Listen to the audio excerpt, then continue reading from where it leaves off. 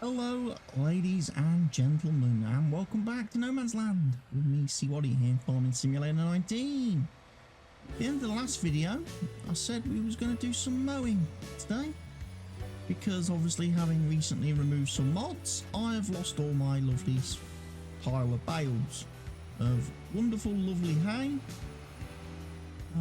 required to feed all my animals. Now, I was going to do it using my new autonomous tractor.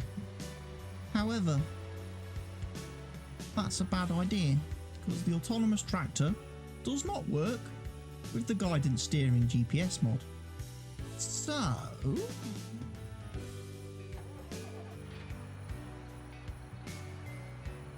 gonna have to go back to the old boy.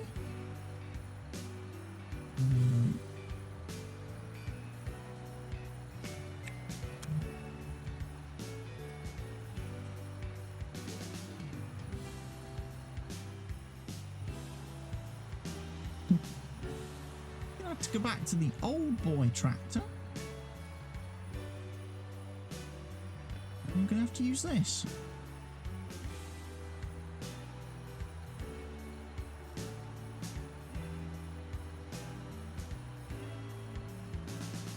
There we go.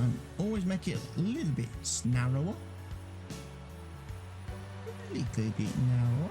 Hey look, my straw pellets have turned back into straw. Isn't that magical, kids?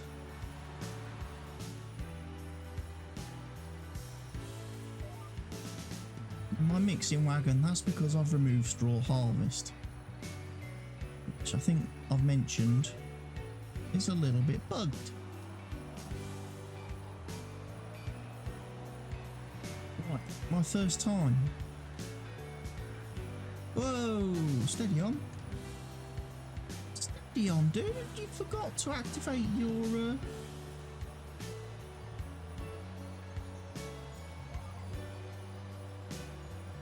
You forgot to activate your GPS, dude.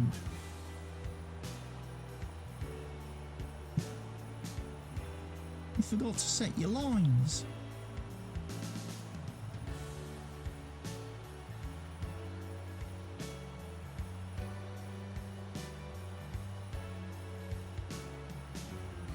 So yes, we got the cotton planted in the last episode-y type thing of the series. So we will be doing some cotton harvesting fairly soon, just so I can test some personal changes I've made to a specific mod to see if it works any better with my edits to it, or whether or not I need to delve a bit deeper into the mod to try and change what I want to change with it.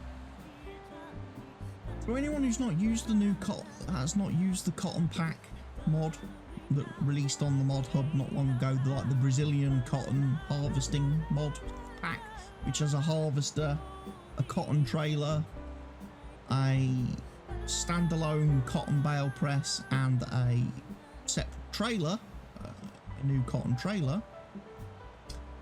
One of the issues I have with it from playing it in multiplayer on the server is that the cotton bale press you can't empty unless it's absolutely 100% full. There is absolutely no option to unload a partially completed bale with it. And secondly, when you do get a full bale and you try to chuck it out of the bale press, it quite often gets stuck on the little door that the bale has to travel out of. So you end up driving the tractor round and round and round and round and round and round and round and round in circles, trying to shake the bale loose. And it's because the bales that mod pack produces are not standard cotton bale size. They're actually quite a lot larger. It's like the guy's taken the standard in-game cotton bale and kind of stretched the dimensions of it. Changed the dimensions of it to make it bigger. And I'm basically trying to see what happens if I set those dimensions back to the standard game version. I've not changed anything else. I've left the capacity the same. So the capacity of the square bales will still be fairly high. but hopefully they will be a lot smaller, which means they should come out of the baler a lot smaller. I don't know how to change it so that it lets me empty the baler at any point, so I can get a bale out of it regardless of how much cotton I put in the baler. So if I only put, 2,000 litres in there, I should be able to get a bale out that's 2,000 litres. I don't know how to do that without diving a bit deeper and doing a bit of Googling.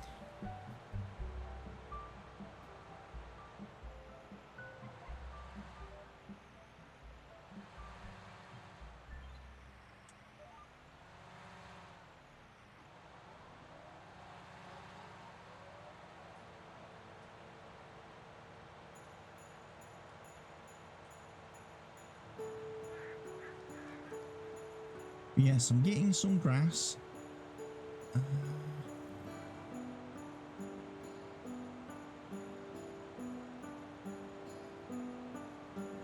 Just wondering, because the sheep are going to need... No, they're not going to need grass, are they? They take silage as a separate crop type.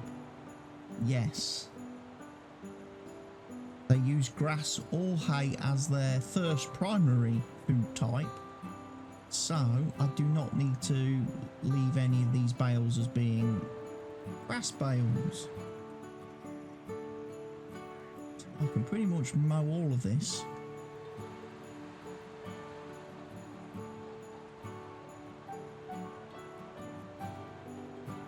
And then, of course, we're going to have to go to the shop and get a new baler. Because having removed the straw harvest DLC for reasons that I went into in the last video, I do need to go and buy a new baler now.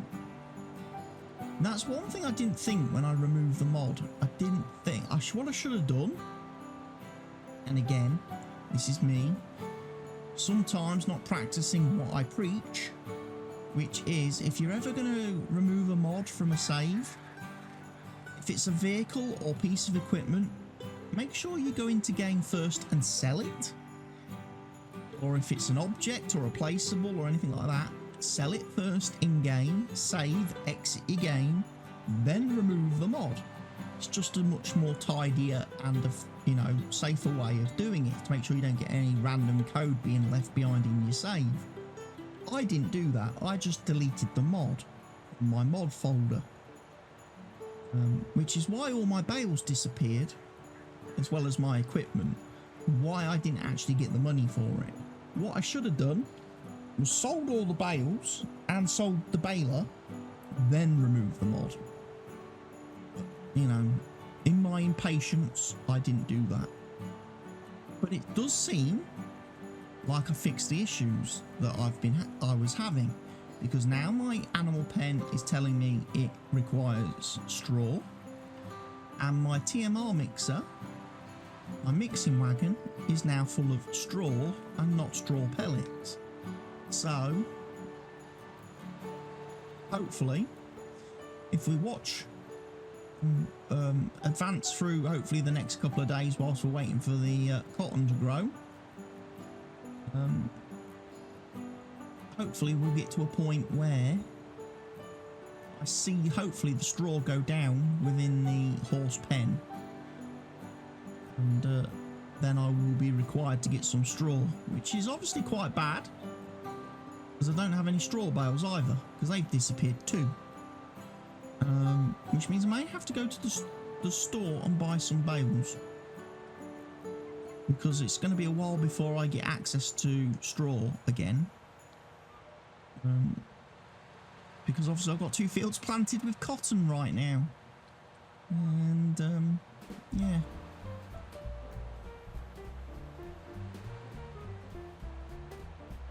That's amazing. So obviously what we've not done, or what I've not done, I have not soil sampled this field. I do not know what type of soil is underneath this field. Whether I need to do that after I've done the mowing, possibly. then obviously we'll get a nitrogen and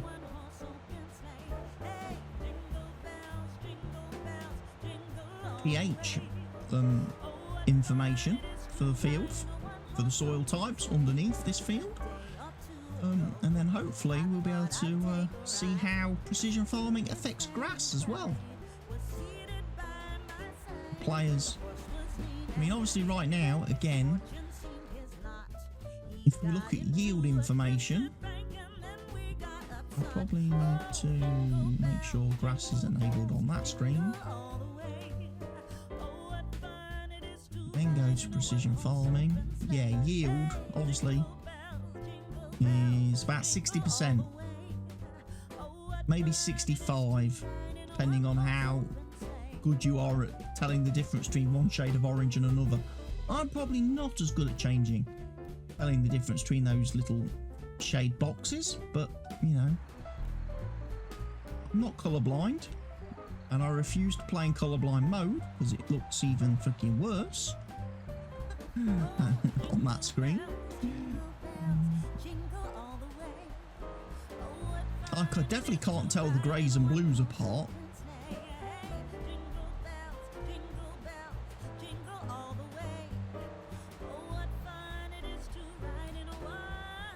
I think what they should do maybe in the future is, rather than just having colours, different coloured boxes to tell you the different stages, is actually have the colours in different patterns.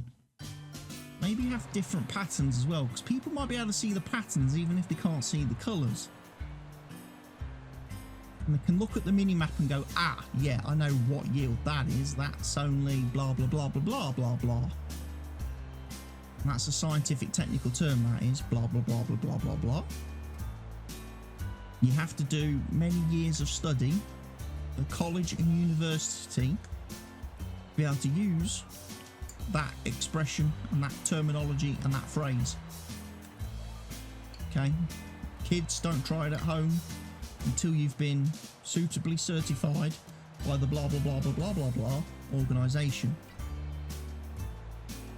Right, moving onwards, we're going to get this absolutely rocking. Now, the one good thing, I have remembered to install balers mods that do give me the advantage of having slightly larger capacities again, despite the fact that the bales are only going to be the standard default vanilla game size. You're just going to have to suspend your belief, or you're just going to have to imagine that the bales are bigger than normal bales. Okay? Okay? Can you all do that for me? But one good thing is the balers that I've elected to install and give me the option to purchase do save me from having to do windrowing. Oh yeah, they save me from having to do windrowing. Now, if anybody of you out there watching this video right now does follow along with the Twitch live streams when I'm playing multiplayer, which is available for anyone to join if you want to join. You know, the map is open to people and players and subscribers and followers, etc, etc, etc. If you want to come and play with me and play with us on the multiplayer, you're welcome to do so. I have listened and followed some discussions that we've had recently on the Discord, and I have made the decision to remove all the DLC, the paid DLC, to remove all paid DLC from the server, which means there is absolutely now no reason that anyone can't join. Once they've downloaded the map and the applicable mods, which are available in a very handy, easy to download Google Drive link, from a Google Drive link where I have uploaded all the maps and mods to my own Google Drive, my personal drive, which players can then download, because I found that is the easiest way for me to distribute the mods to potential players, which doesn't require them to download every single mod if we update mods once the server's been up and running. You know, if we get a mod update or something, you don't have to download the whole entire mod folder again. You can just very quickly and easily download the absolute specific mod you need. It's also an easy way for people to download the mods first time and make sure then that they put all those mods in a folder, the server that is separate from their normal mod folder, so they keep the server mods separate from their normal single player mods. Because oftentimes, even if I am using mods that you already use, there's a good chance I've probably tweaked them or adjusted them a little bit for the benefit of multiplayer and for, again, people's sanity. I've made some quality of life adjustments and alterations to a lot of the mods that I use. But hey, that only applies to people who want to play. Information on how to play and how you can play can be found on my Discord server. The link to that is in the description of this video, in all the information and bump that is in the description of the video. I don't know how many people who view these videos normally read the descriptions and stuff, but you know, if you do, there you go. That's where you will find links to the Discord and also the Twitch channel if you want to watch the stream and see what map we're currently playing. Get a bit of a feel for what's going on. Like I say, at the minute we're not rocking precision farming on the multiplayer server because I'm still trying to just test things out a little bit to see if there's any conflicts between precision farming and other mods. From my tests in single player, I have found a couple of conflicts with precision farming and some mods, especially mods which make changes to the game menu. So a lot of the mods I like to use which add like the different icons and add the text to the icons in this menu, or you know, any mods that make changes to the main map menu and the information you can get on this screen, or even mods that change the field info box that you get in the bottom right hand corner of the screen when you're on a field. I know there are a lot of mods that do that. Apparently if you use any of those type of mods, you run into problems with precision farming. One of which is you lose your ability, like I've obviously got a conflict right now on this map because it's not going to let me buy fields. But yes, I've got a conflict on this save game. I can't buy any more land. And I'm guessing it's because I'm using the info menu mod to put the text under the pictures. And that's probably what that is one mod that does cause that conflicts with that. And I'm probably using field info mod as well on this save because I was using it before precision farming came out and I've not disabled it. The difference being on this map so far I've not run into any other issues, so that's why I've not really changed the mod. Okay, and I haven't removed the mod because it's not really impacting me on playing the game. On another map, on a completely different save, on a completely different map, I've had issues where I have actually been unable to play the game, or I've been unable to play the game for longer than about 15 minutes before I lose the ability to drive my vehicles forwards and backwards. You know, the only way I can drive vehicles after about 15 minutes in game is to slap on the cruise control. Then at least I can drive forwards. However, I then can't do pretty much anything else. If I need to reverse anywhere or into like say an unloading point or something like that, or a shed or something, you can forget that happening. So usually at that point it's a case of right, exit the game, reload it, restart. And then I get the ability to drive again, which lasts for about 15 minutes again, and then it happens again. So there's obviously some conflict going on there. I've tried looking at the mod folder for that map and comparing it to this one. The only thing I really see that's any different is that on the other map that I'm trying to play on, I have a lot more global company stuff. Buildings, mods that are all linked in with global. So I wonder if global company has a bit of a conflict with precision farming. I do. And whether that's going to give me the problems that I've been experiencing. And that's kind of why I'm reluctant at this moment in time to throw it on the multiplayer server, even though we probably aren't going to buy many more fields on that multiplayer server because we already own quite a lot and we have a lot of stuff to do. In fact, we have more than enough stuff to do to keep 2 people busy, which is the number of players we've got at the minute. So yeah, probably wouldn't be buying more fields on that map. So losing the ability to buy fields wouldn't necessarily bother me. But if players lose the ability to drive vehicles after about 15 minutes, that would cause a problem. And we are using global. Are we? No, I don't know if we're using a lot of global company mods on the server at the minute, because I went down the other placeable factory road, the one that requires you to edit the map and change all the animal stuff to make the factories work.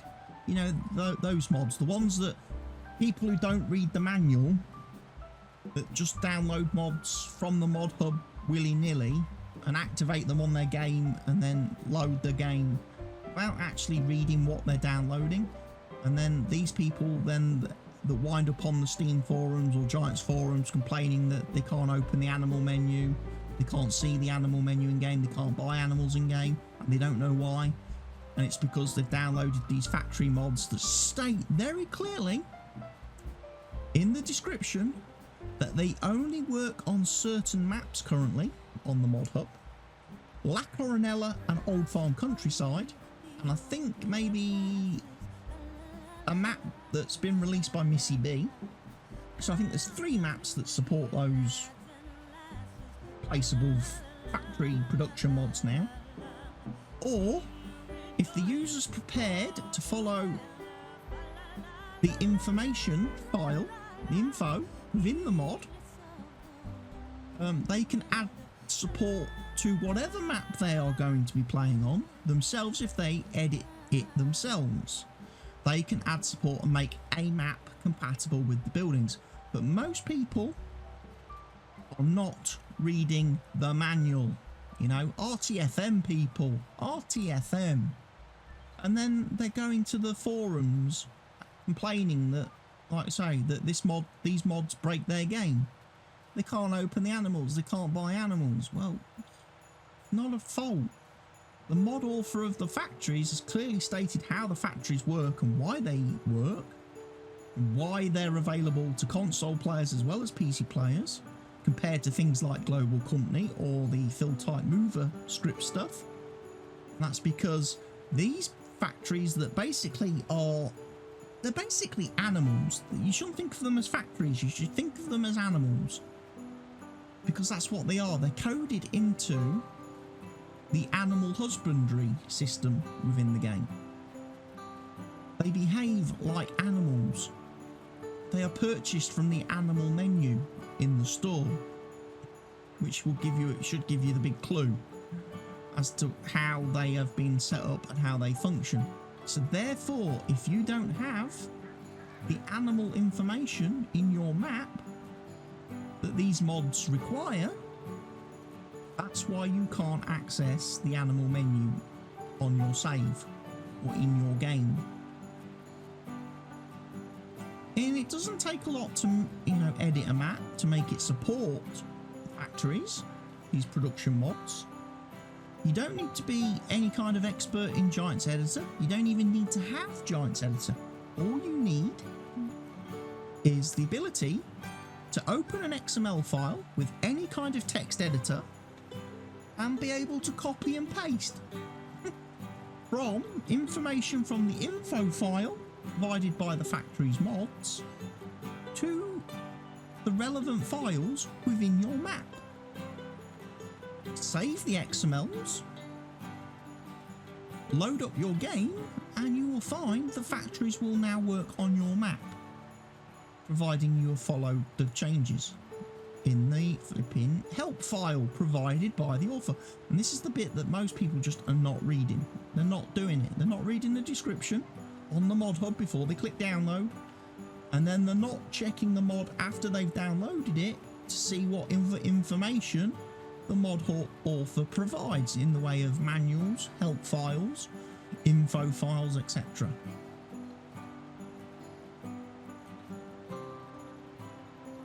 Now again, do I think using the animal menu and the animal system to implement factories and productions is a good thing? No, I don't.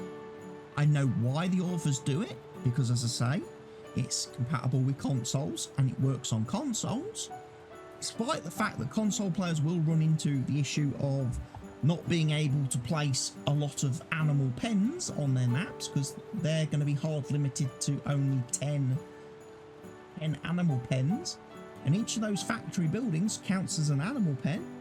So you need to make a decision very early in your game whether you're going to go have animals or whether you're going to have factories, because if you buy all the animals, that's 5 slots of your 10 that you will lose.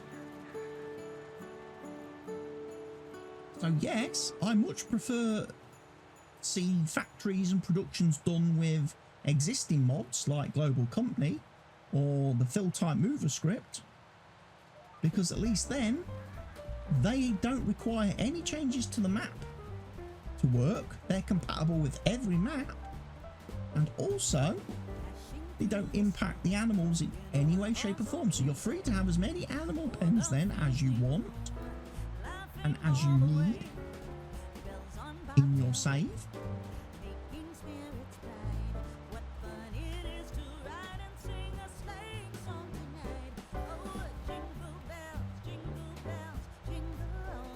So yes, I probably, although it's been nice, I must admit, it has been nice playing with these factories on the server, on the map that I've got currently uploaded on the multiplayer.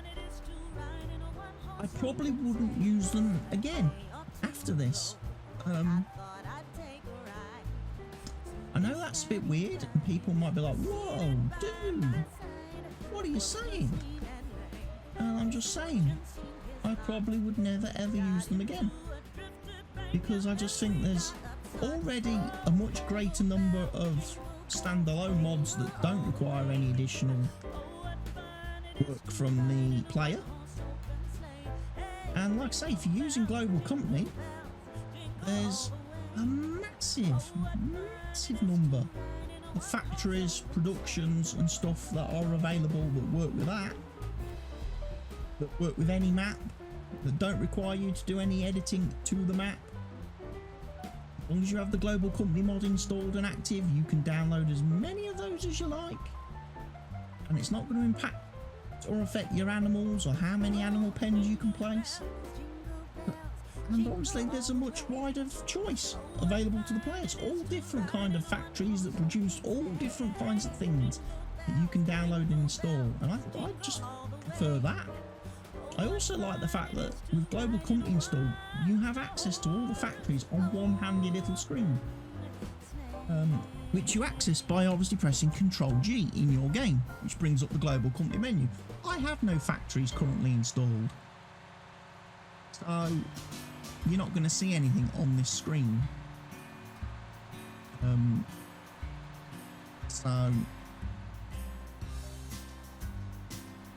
Because I'm not using a lot of global. The only reason I had Global Company installed on this map was for the place anywhere functionality and the more trees functionality.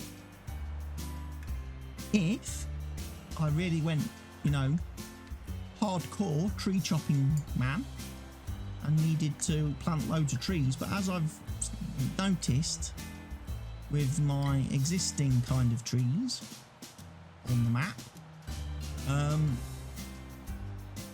it does take me a long time to cut them down. Planting them's one thing, cutting them down, getting rid of the logs, grinding out the stumps is a separate matter altogether.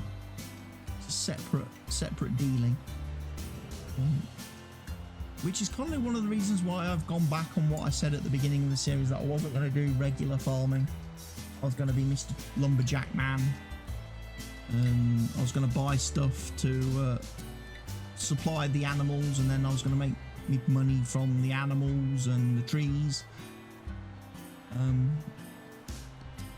Because honestly, despite having the wonderful tools that I've got over there and the equipment that I've got over there,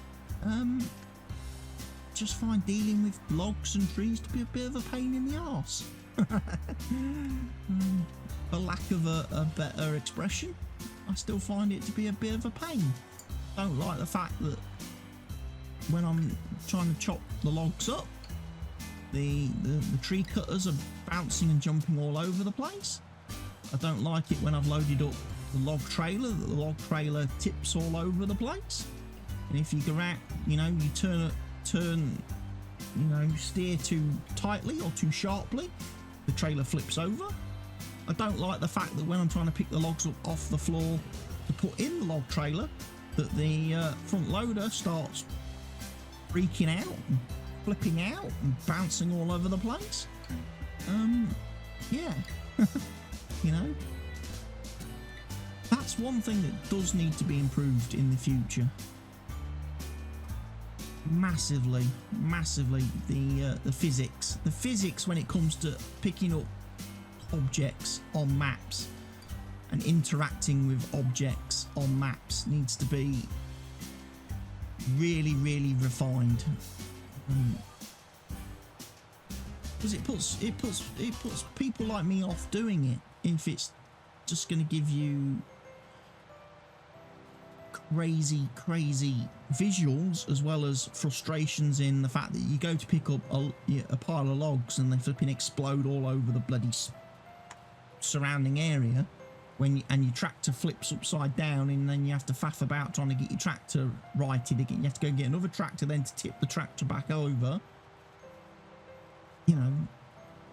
These are the reasons why I've generally avoided doing tree work. It's certainly why no one does it in the multiplayer. I think we did it once on Fenton Forest. We did some tree removal when we was messing about changing and editing and adjusting some fields. We removed some trees, but we never really got into like the wooded loggy areas and did all the that kind of stuff. Anyway, I need to go to the store, folks. The reason I need to go to the store now is because I need to get a new baler, because ours has disappeared. Ours got deleted when I deleted the straw harvest mod. So probably whiz down there in the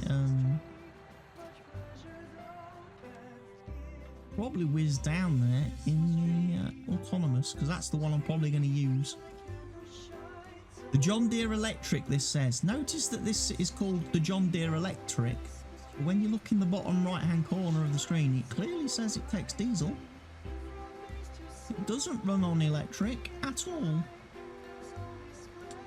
Now, whether the mod author's done that, because unless you're playing with the Alpine DLC installed and active, you don't have electric as a fill type available to you. So if you tried using if this mod was set up to be an electric tractor, it wouldn't work. Anybody that doesn't own the latest DLC and has it installed and activated on their save game. But then it's a little bit obviously misleading, because this shouldn't be diesel powered. And it shouldn't sound like a diesel tractor.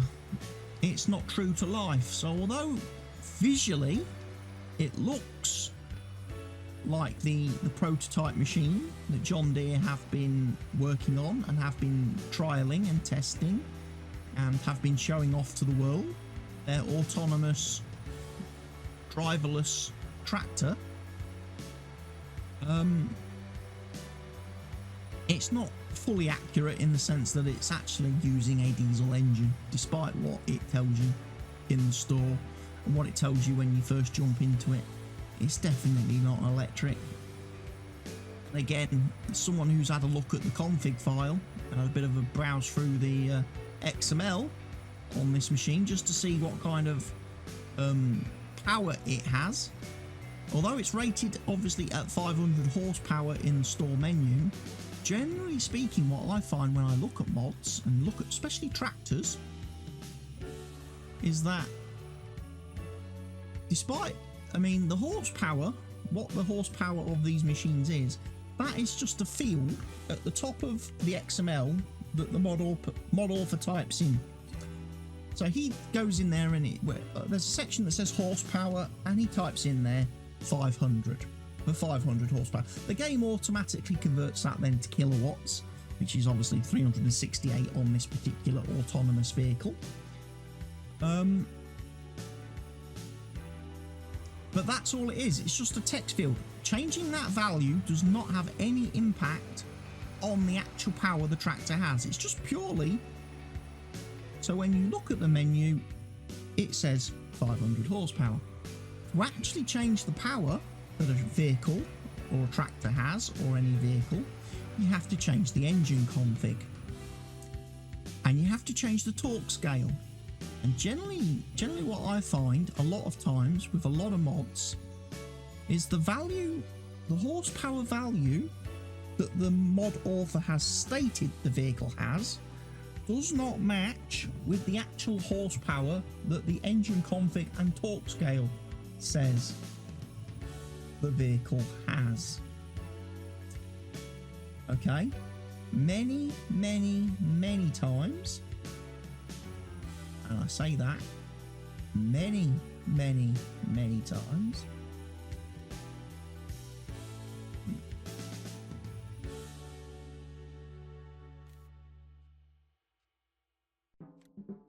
the mods generally seem to come out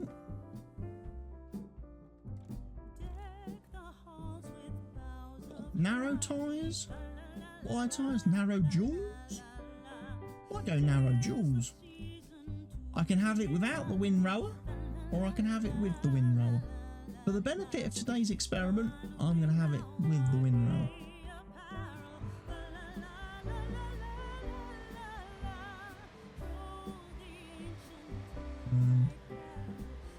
I'm also not going to try to back this thing up into the store. When I go back to the farm, I'm going to quickly drive past the workshop. I'm going to repair the baler, because obviously I've bought it, I think, second hand, didn't I? Now I'm doubting whether I bought it second hand, because it looks a bit shiny to me. Looks a bit shiny and new. Nope, it is second hand. It does need to be repaired. It does have some dirt on it on the inside, on the black bits. Doesn't seem to show a lot of dirt on the outside. Maybe that's a side effect of the mod author obviously adding the different colour configurations to the machine, and maybe hasn't added a dirt system.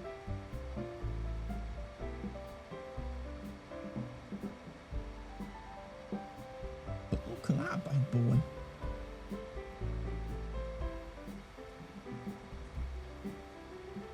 So yes, this is purely to get some hay bales to replace the ones we've lost by removing straw harvest mod, which conflicts with the latest game update from Giants and the Alpine DLC from Giants. And until straw harvest gets a fix and gets an update, which, as I explained I think in the last video, is looking like it's not going to happen for a long time, because the modders involved in that mod are already currently working away on mods, paid mods for Flight Simulator. the new flight simulator game that came out this year.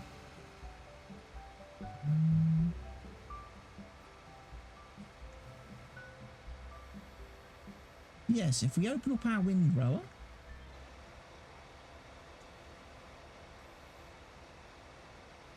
we can now make some lovely, lovely, lovely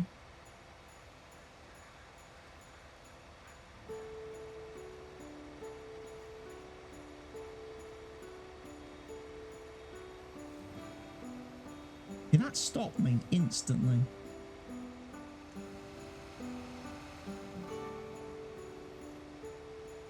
That wasn't happening as well with the straw harvest mod, was it? At least when I was doing straw, it wasn't.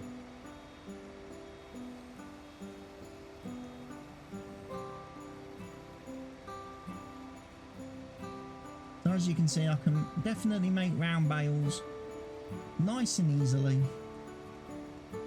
using this. It's going to be a lot quicker. I'm going to grab a thumbnail right here, and I'm also going to say thank you everybody for watching today's video. Really hope you've enjoyed it. We have reached the end, sadly, so I'm going to get this field baled off camera now.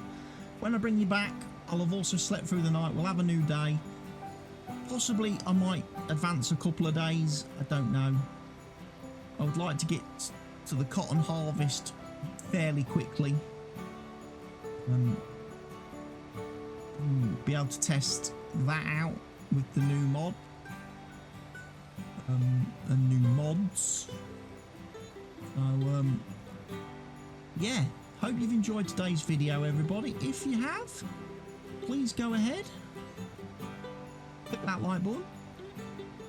Remember to subscribe to the channel. Leave your comments in the comment section below the video. And remember to share this video everywhere you see fit, with everyone you see fit. And even if you don't see fit, share it with them anyway. Okay? It's Christmas time after all. There's not going to be a lot on telly over the next week or two. So now's a good time for people that need something to watch to have something to watch. So send them links to the videos, and you never know, I might get a few extra views on the videos, might even gain a few extra subscribers over Christmas, which would be wonderful. But from me, cwattye, here on No Man's Land, it is goodbye for now. I'll see you all again very soon. Most likely after Christmas, it depends. Depends if I can get any more videos recorded before Thursday, along with all the other stuff that I'm trying to record and play at the minute too, and all the stuff I'm trying to live stream at the minute too. But we'll see how it goes. As I say, the best way to keep track of all my content is to subscribe to the channel, because that way you get notified whenever I upload anything new. And it's also how you get notified when I go live on Twitch if you're subscribed, because you'll get notified when I start to stream. So very handy things to do, folks. Anyway, for now from me, goodbye, see you soon.